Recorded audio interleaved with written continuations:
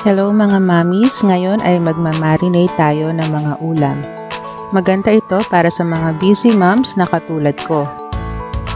Una ay lagyan ng minced garlic ang pork belly.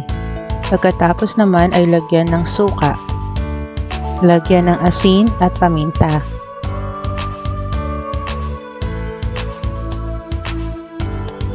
Pagkatapos ay haluin ng mabuti.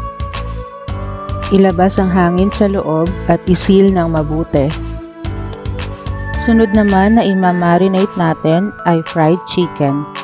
Pigain ang kalamansi. Lagyan ng asin, ng paminta. Pagkatapos naman ay haluin. Ilabas ang hangin sa loob at isil ng mabuti.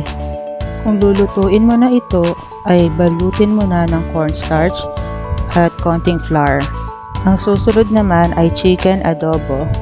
Lagyan ng minced garlic, paminta, at toyo.